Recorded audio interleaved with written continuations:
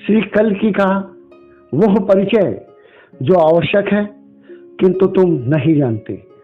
प्रिय भक्तों, आज का ये एपिसोड अति विशिष्ट है।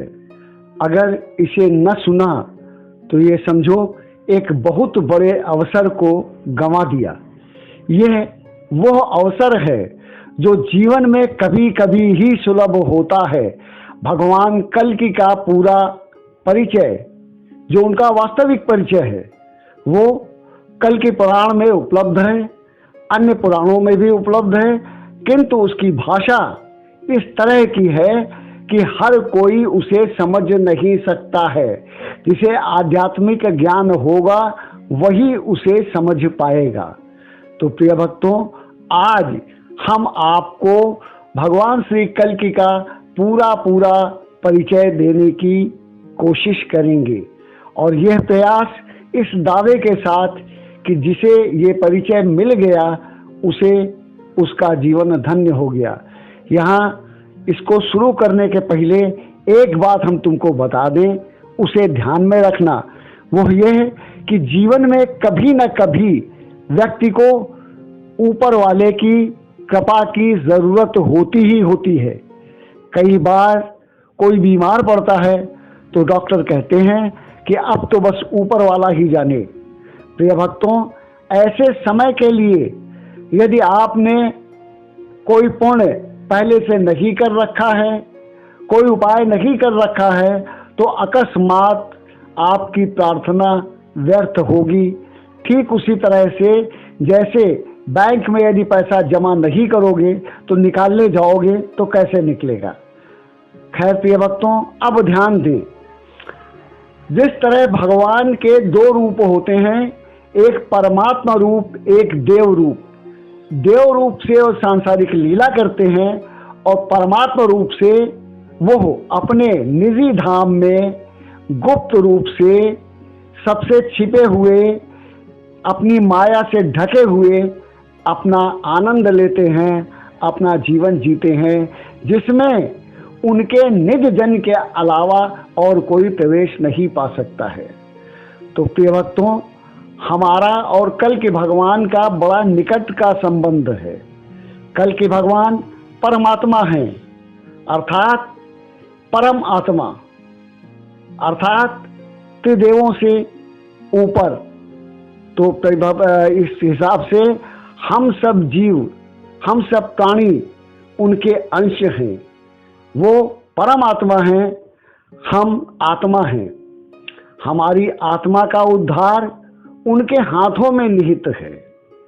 उनका वह लोक दुर्लभ है, आसानी से प्राप्त नहीं होता। एक बहुत बड़े तेजोमय ज्योति के अंदर वह छिपा हुआ है और बहुत ही आधिकारिक लोगों की वहां तक पहुंच हो पाती है। इसीलिए पुराणों में दो त्रिलोकियों का वर्णन होता है, एक कृत्रिम त्रैलोकी, एक नित्य त्रैलोकी। तो जो कृत्रिम त्रैलोकी है उसमें भू भुआ स्व आते हैं। इसके बाद जो नित्य त्रैलोकी है उसमें जन तप सत्य आता है। इन दोनों लोकों के बीच में एक महर लोक होता है जिसको आदि सूर्य का स्थान कहा जाता है। उसको पार किए बिना नित्य त्रिलोकी में नहीं पहुंचा जा सकता है। तो भगवान कल्कि नित्य त्रिलोकी के सर्वोच्च शिखर पर विराजमान होते हैं और उनका निर्गुण स्वरूप रहता है। जब वो सृष्टि लीला करना चाहते हैं तो वो खुद कहते हैं, हम एक से बहुत हो जाएं और नाना प्रकार से प्रकट हों। यह कार्य वो लीला के लिए करते हैं और इसी लीला के तहत, जैसे कि मैंने आपको ये बताया था कि सृष्टि लीला करके भगवान अपना मनोरंजन करते हैं, अपना कार्य करते हैं, अर्थात अपने को व्यस्त रखते हैं। बिना कुछ किए समय व्यतीत करना संभव नहीं होता है।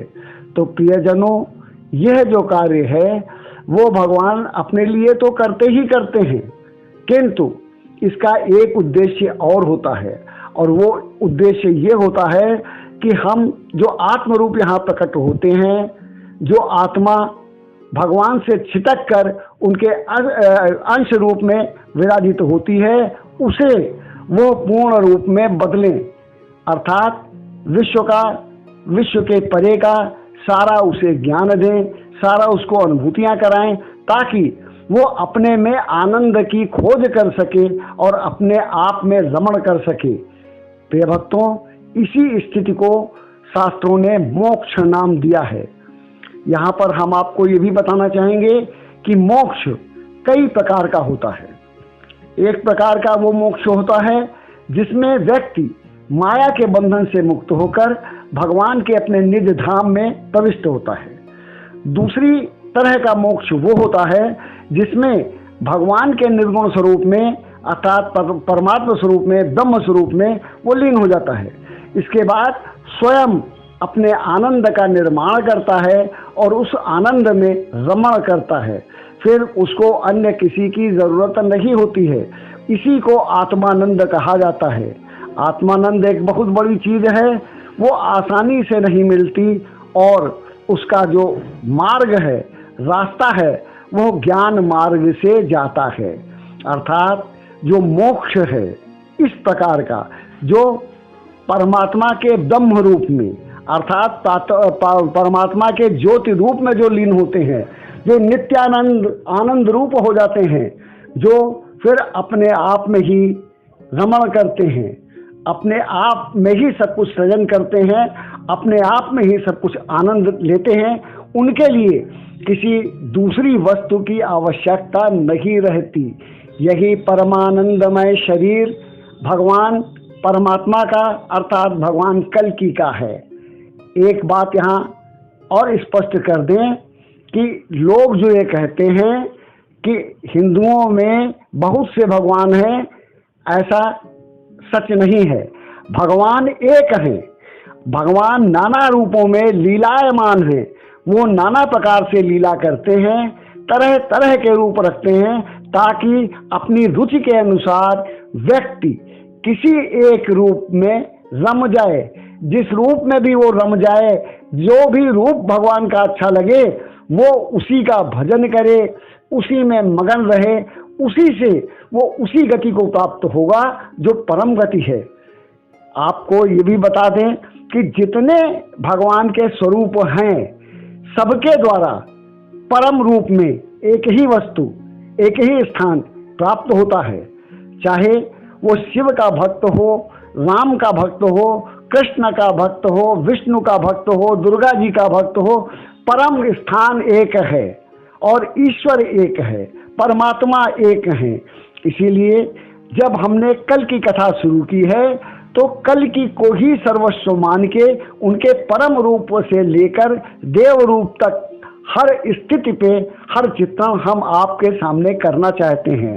और ये अपनी मर्जी से नहीं, कल्पना से नहीं, यह कल की पुराण के हिसाब से, जिसमें भगवान श्री कल्कि ने अपने मित्रों को, अपने धामवासियों को अर्थात संभल ग्राम के वासियों के सामने भरी सभा में स्वयं कहा है।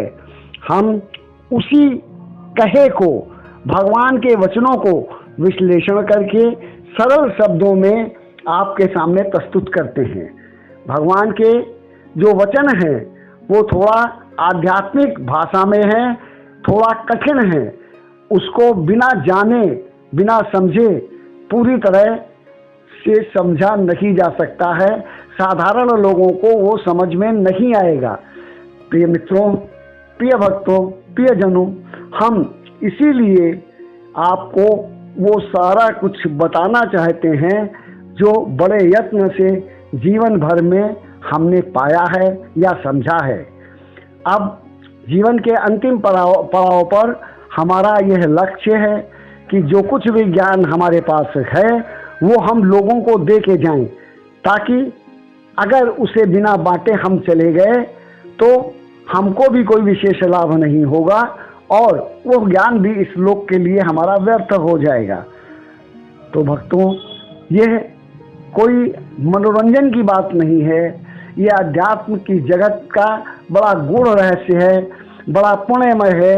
इसको जानने से, इस कथा को सुनने से पुण्य मिलता है, हमारे कष्ट, हमारी बाधाएं दूर होती हैं, मनोकामनाएं पूर्ण होती हैं और इन सब से बढ़कर लोक परलोक दोनों हमारे धन्य होते हैं। मरने के बाद हमें ये चिंता नहीं रह जाती कि हमारा पिंडदान कौन करेगा, गया धाम कौन करेगा, कौन करेगा, क्या होगा। अगर व्यक्ति अपने कर्मों के बल पर, उसका चरित्र अच्छा है, उसके कर्म अच्छे हैं, उसके पास पुण्य है, तो अपने ही बल पर वो सब कुछ प्राप्त कर लेगा। वो जाके दिव्य स्वर्ग में रमण करेगा और वो जो दिव्य स्वर्ग है वो परम ऐश्वर्यमान है, परम भव्य है। उसकी भव्यता का बखान वाणी द्वारा संभव नहीं है, क्योंकि वो कल्पनातीत है। यहाँ के सर्वोच्च आनंद से भी उसका आनंद करोड़ों गुना है। और ये हम नहीं, उपनिषद आदि ग्रंथों में बड़े ही स्पष्ट रूप से लिखा है। रामायण, भागवत, पुराण सभी उसका संधान देते हैं। तो प्रिय भक्तों, आज की यह कथा अब अपने अंत समय की ओर अग्रसर है। हमारी आपसे प्रार्थना है, अनुरोध है कि आप अधिक से अधिक लोगों को यह कथा सुनाएं, क्योंकि आध्यात्म जगत का परम गूढ़ रहस्य हमने इसमें निवेदन किया है। प्रायः जो बातें लोग जानते हैं वो भगवान श्री कल्कि के देव रूप की हैं, जो विष्णु अंश से उत्पन्न होकर ये लीलाएं करते हैं। यह अपनी गुप्त कथा का संकेत भगवान अपने परम भक्तों को ही उनके ऊपर कृपा करके देते हैं। और जो इसको खोजना चाहे, इसकी जांच करना चाहे, वो आराम से कल्कि पुराण कल्कि के व्याख्यानों को पढ़े, उनके रहस्यों का उद्घाटन करे, स्वयं सारे का सारा स्पष्ट हो जाएगा। अब आज ये कथा हम यहीं समाप्त करते हैं। आशा करते हैं कि आपको यह लाभ देगी, और एक बार में यदि आपको ये समझ में ना आए तो कई बार समझें, क्योंकि एक बार अगर ये कथा समझ ली तो समझो और कुछ करना शेष नहीं रहेगा। अब हम माँ पद्मा एवं माँ रमा के साथ भगवान श्री कल्कि को बारंबार प्रणाम करके इस कथा को यहीं विश्राम देते हैं। जय हो माता की। धन्यवाद।